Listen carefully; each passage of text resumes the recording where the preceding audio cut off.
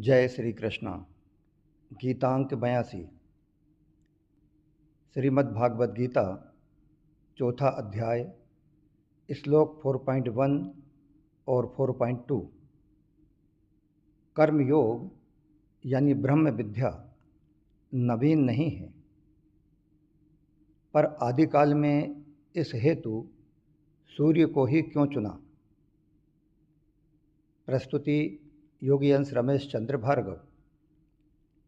प्रिय धर्म प्रेमियों, इस अंक के पूर्व हमने अर्जुन विषाद योग, सांख्य योग और कर्म योग नामक श्रीमद् भागवत गीता के पहले, दूसरे और तीसरे अध्याय का स्वाध्याय मनन किया।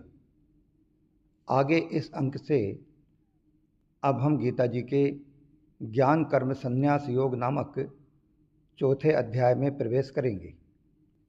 42 श्लोक वाले इस अध्याय में भगवान कर्म योग रूपी दिव्य ज्ञान के आदिकालीन उद्गम को प्रकट करते हुए ज्ञान के योग और कर्म के अनुशासन के प्रति अर्जुन के विश्वास को पुष्ट और मजबूत करते हैं। भगवान अर्जुन को स्पष्ट करते हैं कि कर्म योग के विषय में अभी तक उनके द्वारा जो उपदेश दिया गया है वह कोई पहली बार दिया गया नया उपदेश नहीं है, अपितु वह तो सृष्टि के आदिकाल से ही अर्थात सनातन वेदों में प्रतिपादित ज्ञान की ही पुनर्व्याख्या है। स्वयं स्वरूप की स्मृति से स्फूर्त होकर भगवान घोषणा करते हैं कि उन्होंने ही सृष्टि के प्रारंभ में इस ज्ञान का उपदेश सूर्य देवता अर्थात विवस्वान को दिया था। विवस्वान ने अपने पुत्र मनु को दिया, जो कि भारत के प्राचीन स्मृतिकार हुए। इसके बाद मनु ने इसका उपदेश अपने पुत्र राजा इक्ष्वाकु को दिया, जो सूर्य वंश के पूर्वज थे। इसी वंश के राजाओं ने दीर्घ काल तक अयोध्या पर शासन किया। वेद शब्द संस्कृत के विद धातु से बना है, जिसका अर्थ है जानना। अतः वेद का अर्थ है ज्ञान अथवा ज्ञान का साधन यानी प्रमाण। वेदों का प्रतिपाद्य विषय है जीव के शुद्ध ज्ञान स्वरूप का बोध तथा उसकी अभिव्यक्ति के साधनों का बोध। गीतांक 82 में 2 श्लोक हैं। श्लोक 4.1 इमं विवस्वते योगम प्रोक्तवान हम अव्ययम विश्ववान मनवे प्राह मनुरिक्षवाक वे ब्रवीत। श्री भगवान बोले, मैंने इस अविनाशी योग को विवस्वान अर्थात सूर्य से कहा था। फिर सूर्य ने अपने पुत्र विवस्वत अर्थात मनु से कहा और मनु ने अपने पुत्र राजा इक्ष्वाकु से कहा। स्वाध्याय मनन। इमं विवस्वते योगम प्रोक्तवान हम अव्ययम। भगवान ने यहाँ जिन सूर्य, मनु और इक्ष्वाकु इन राजाओं का उल्लेख किया है वे सभी गृहस्थ थे और उन्होंने गृहस्थाश्रम में रहते हुए ही कर्मयोग के द्वारा परम सिद्धि प्राप्त की थी। अतः यहाँ इमं, अव्ययम और योगम पदों का तात्पर्य पूर्व प्रकरण के अनुसार तथा राज परंपरा के अनुसार कर्मयोग के रूप में लेना ही उचित प्रतीत होता है। यद्यपि पुराणों और उपनिषदों में भी कर्मयोग का वर्णन आता है, तथापि वह गीता में वर्णित कर्मयोग के समान सांगोपांग और विस्तृत नहीं है। गीता में भगवान ने विविध युक्तियों से कर्मयोग का सरल और सांगोपांग विवेचन किया है। कर्मयोग का इतना विशद वर्णन पुराणों और उपनिषदों में भी देखने में नहीं आता। भगवान नित्य हैं और उनका अंश जीवात्मा भी नित्य है तथा भगवान के साथ जीव का संबंध भी नित्य है। अतः भगवत प्राप्ति के योग मार्ग, ज्ञान मार्ग, भक्ति मार्ग आदि ये सभी मार्ग भी नित्य हैं। यहाँ अव्ययम पद से भगवान कर्मयोग की नित्यता का प्रतिपादन करते हैं। परमात्मा के साथ जीव का स्वतः सिद्ध संबंध है और इसी का नाम नित्य योग है। कर्मयोग का पालन करने वाला अर्थात कर्मयोगी यह मानता है कि जैसे धूल का छोटे से छोटा कण भी विशाल पृथ्वी का ही एक अंश है, ऐसे ही यह शरीर भी विशाल ब्रह्मांड का ही एक अंश है। कर्मयोगी द्वारा ऐसा मानने से उसके द्वारा किए जाने वाले कर्म तो संसार के लिए होते हैं, लेकिन योग अर्थात नित्य योग अपने लिए होता है। इस प्रकार कर्मयोगी को नित्य योग का अनुभव हो जाता है। विवस्वते प्रोक्तवान, इन पदों से भगवान साधकों को मानो यह लक्ष्य कराते हैं कि जैसे सूर्य सदा चलता ही रहता है तथा सबको प्रकाशित करने पर भी वह स्वयं सबसे निर्लिप्त रहता है, ऐसे ही साधकों को भी प्राप्त परिस्थितियों के अनुसार अपने कर्तव्य कर्मों का पालन स्वयं करते रहना चाहिए। गीता 3:19। और दूसरों को भी कर्मयोग की शिक्षा देकर लोक संग्रह करते रहना चाहिए तथा सूर्य की ही भांति उन्हें स्वयं को भी सदैव उन सेवा पाने वालों से निर्लिप्त रहना चाहिए, अर्थात निष्काम, निर्मम और अनासक्त रहना चाहिए। सृष्टि में सूर्य सबके आदि हैं।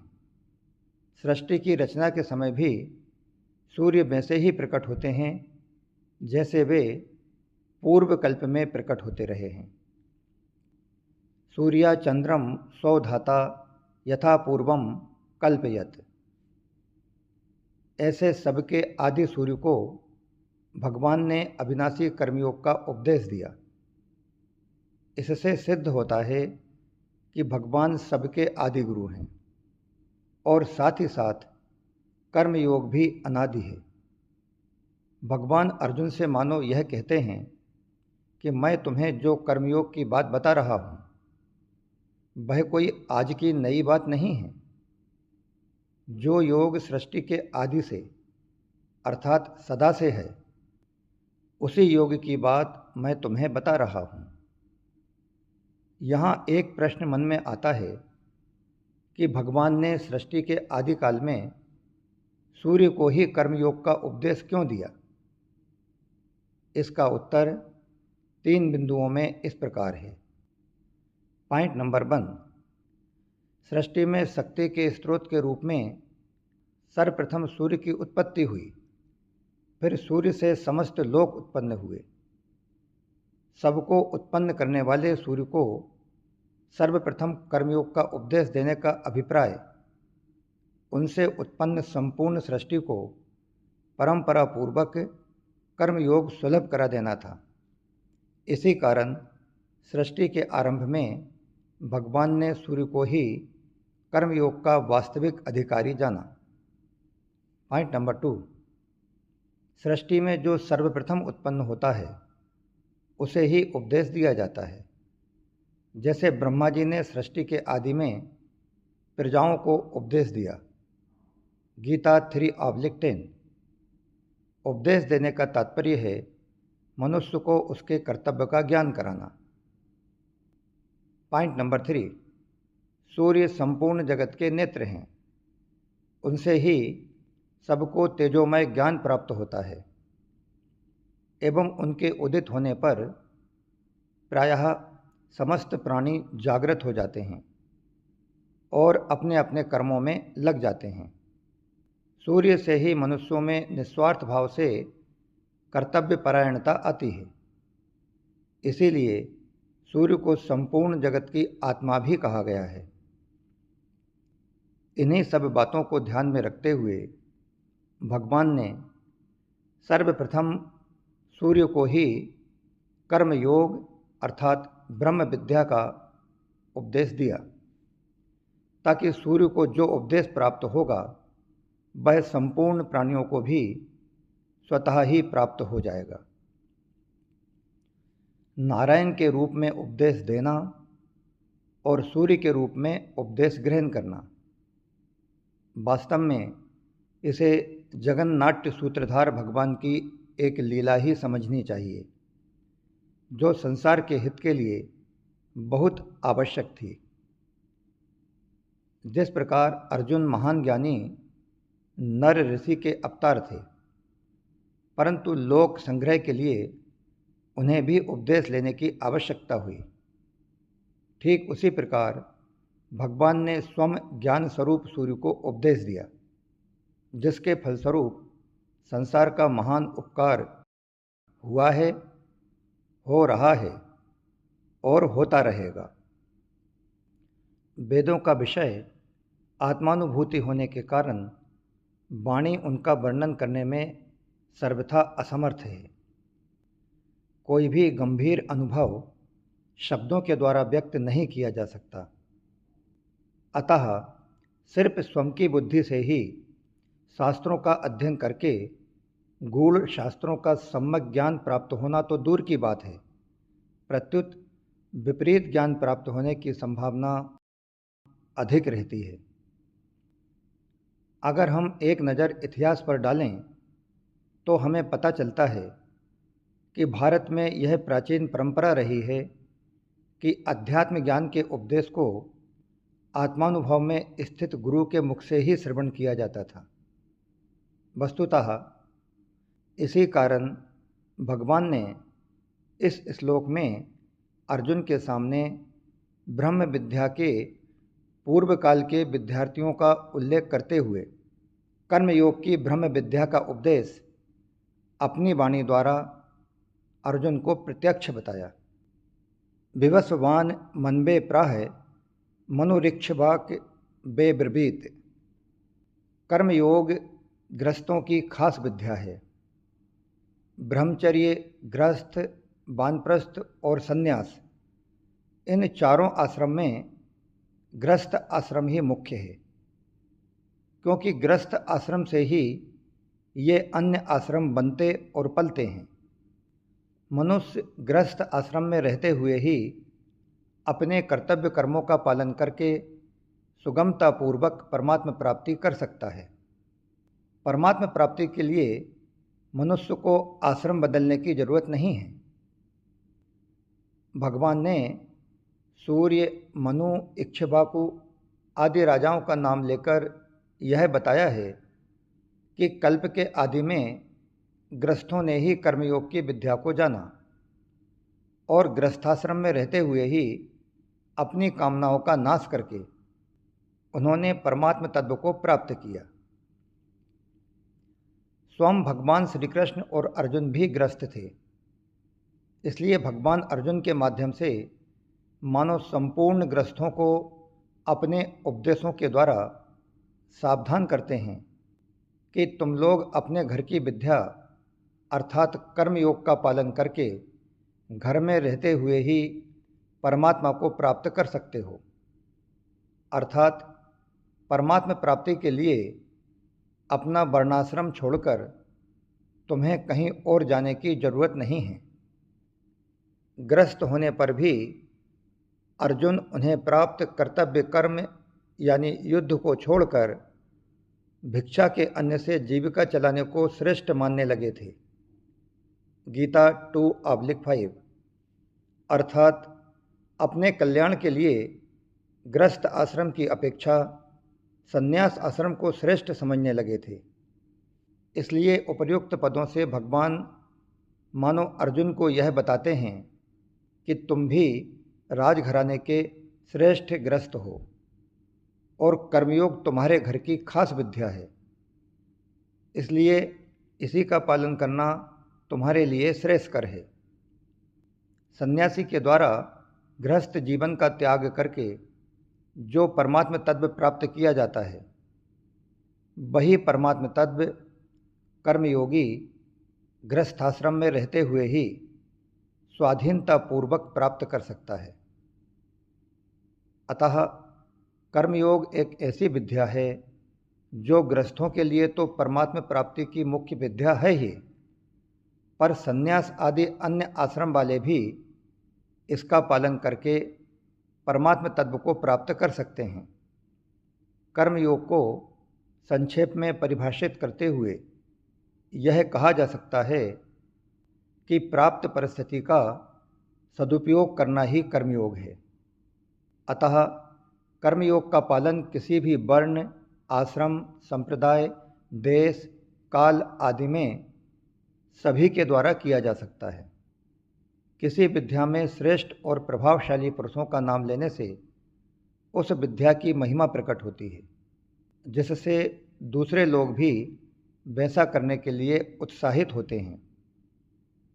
जिन लोगों के हृदय में सांसारिक पदार्थों का महत्व है, उनके दिलो दिमाग पर संसार के ऐश्वर्यशाली राजाओं का अधिक प्रभाव पड़ता है। इसलिए भगवान सृष्टि के आदि में होने वाले सूर्य के साथ ही मनु आदि प्रभावशाली राजाओं का नाम लेकर अर्जुन को व गीता जी के माध्यम से सारे जगत को कर्मयोग का पालन करने की प्रेरणा करते हैं। श्लोक 4.2 एवं परंपरा प्राप्तम इमं राजर्षयो विदुः स काले नेह महता योगो नष्टः परंतप। अर्थात, हे परंतप, इस तरह परंपरा से प्राप्त इस कर्मयोग को राजर्षियों ने जाना, परंतु बहुत समय बीत जाने के कारण वह योग इस मनुष्य लोक में लुप्त प्रायः हो गया। स्वाध्याय मनन एवं परंपरा प्राप्तम इमं राजर्षयो विदुः। अर्थात, सूर्य, मनु, इक्ष्वाकु आदि राजाओं ने कर्मयोग को भली भांति जानकर उसका स्वयं भी आचरण किया और प्रजा से भी वैसा आचरण करवाया। इस प्रकार राजर्षियों में इस कर्मयोग की परंपरा चली। कर्मयोग राजाओं की और खासकर क्षत्रिय राजाओं की अति विशिष्ट एवं निजी विद्या है। इसलिए प्रत्येक राजा को यह विद्या जाननी चाहिए। इसी प्रकार परिवार, समाज, गांव आदि के जो मुख्य व्यक्ति हैं, उन्हें भी यह विद्या अवश्य जाननी चाहिए। प्राचीन काल में कर्मयोग को जानने वाले राजा लोग राज्य के भोगों में आसक्त हुए बिना सुचारू रूप से राज्य का संचालन करते थे। प्रजा के हित में उनकी स्वाभाविक प्रवृत्ति रहती थी। सूर्यवंशी राजाओं के विषय में महाकवि कालिदास रघुवंश 1/18 उसमें लिखते हैं कि वे राजा लोग अपनी प्रजा के हित के लिए प्रजा से उसी प्रकार कर लिया करते थे जिस प्रकार सहस्त्र गुना बनाकर वापस बरसाने के लिए सूर्य पृथ्वी से जल लिया करते हैं। तात्पर्य यह है कि वे राजा लोग प्रजा से कर आदि के रूप में लिए गए धन को प्रजा के ही हित में लगा देते थे। प्रजा से लिए गए धन में से अपने स्वार्थ में वे किंचित मात्र भी खर्च नहीं करते थे। अपने जीवन निर्वाह के लिए वे अलग से खेती आदि काम करवाते थे। कर्मयोग का पालन करने के कारण उन राजाओं को विलक्षण ज्ञान और भक्ति स्वतः प्राप्त थी। यही कारण था कि प्राचीन काल में बड़े बड़े ऋषि भी ज्ञान प्राप्त करने के लिए उन राजाओं के पास जाया करते थे। श्री वेद व्यास जी के पुत्र सुखदेव जी भी ज्ञान प्राप्ति के लिए राजर्षि जनक के पास गए थे। छांदोग्योपनिषद के 5वें अध्याय में भी यह आता है कि ब्रह्म विद्या सीखने के लिए 6 ऋषि एक साथ महाराजा अश्वपति के पास गए थे। तीसरे अध्याय के 20वें श्लोक में जनक आदि राजाओं को और यहाँ सूर्य, मनु, इक्ष्वाकु आदि राजाओं को कर्मयोगी बताकर भगवान अर्जुन को मानो यह लक्ष्य कराते हैं कि गृहस्थ और क्षत्रिय होने के नाते तुम्हें भी अपने पूर्वजों की वंश परंपरा के अनुसार कर्मयोग का पालन अवश्य करना चाहिए। गीता 4:15। इसके अलावा मुख्य बात यह है कि अपने वंश की यानी कर्मयोग की विद्या अपने में आनी सुगम भी होती है। इसलिए हे अर्जुन, यह तुम्हारे अंदर आनी ही चाहिए। स काले नेह महता योगो नष्टः, अर्थात परमात्मा नित्य हैं और उनकी प्राप्ति के साधन जैसे कर्म योग, ज्ञान योग, भक्ति योग आदि भी परमात्मा के द्वारा निश्चित किए होने के कारण नित्य ही हैं। अतः इनका कभी अभाव नहीं होता। ना भावो विद्यते सतः। गीता 2:16। ये आचरण में आते हुए न दिखने पर भी नित्य रहते हैं। इसीलिए यहाँ आए नष्टः पद का अर्थ लुप्त, अप्रकट होना ही है, अभाव होना नहीं। पहले श्लोक में कर्मयोग को अव्ययम अर्थात अविनाशी कहा गया है। अतः यहाँ नष्ट पद का अर्थ यदि कर्मयोग का अभाव माना जाए तो दोनों ओर से विरोध उत्पन्न होगा कि यदि कर्मयोग अविनाशी है तो उसका अभाव कैसे हो गया, और यदि उसका अभाव हो गया तो फिर वह अविनाशी कैसे। आगे यानी तीसरे श्लोक में भगवान कर्मयोग को पुनः प्रकट करने की बात कहते हैं। यदि उसका अभाव हो गया होता तो पुनः प्रकट नहीं होता। और फिर ठोस बात यह है कि भगवान के वचनों में विरोध भी नहीं आ सकता। इसलिए यहाँ यही नष्टः पदों का तात्पर्य है कि इस अविनाशी कर्मयोग के तत्व का वर्णन करने वाले ग्रंथों का और इसके तत्व को जानने वाले तथा उसे आचरण में लाने वाले श्रेष्ठ पुरुषों का इस लोक में अभाव सा हो गया है। जहाँ से जो बात कही जाती है, जब वह परंपरागत रूप से वहाँ से जितनी दूर चली जाती है उसमें स्वतः उतना ही अंतर पड़ता चला जाता है, क्योंकि यह नियम है। भगवान कहते हैं कि कल्प के आदि में मैंने यह कर्मयोग सूर्य से कहा था, फिर परंपरा से इसे राजर्षियों ने जाना, अतः इसमें अंतर पड़ता ही गया और बहुत समय बीत जाने से अब यह योग इस मनुष्य लोक में लुप्त प्रायः हो गया है।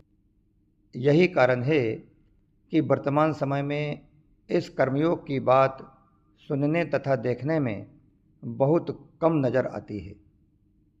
विशेष बात यह है कि कर्मयोग का आचरण लुप्त प्रायः होने पर भी उसका सिद्धांत अर्थात अपने लिए कुछ न करना, यह सदैव रहता है, क्योंकि इस सिद्धांत को अपनाए बिना ज्ञान योग, भक्ति योग आदि किसी भी योग का निरंतर साधन नहीं हो सकता। कर्म तो मनुष्य मात्र को करने ही पड़ते हैं, लेकिन हाँ, ज्ञान योगी अपने विवेक के द्वारा कर्मों को नाशवान मानकर कर्मों से संबंध विच्छेद करता है, और भक्ति योगी कर्मों को भगवान के अर्पण करके कर्मों से संबंध विच्छेद करता है। अतः ज्ञान योगी और भक्ति योगी को कर्मयोग का सिद्धांत तो अपनाना ही पड़ेगा, भले ही वे कर्मयोग का अनुष्ठान न करें।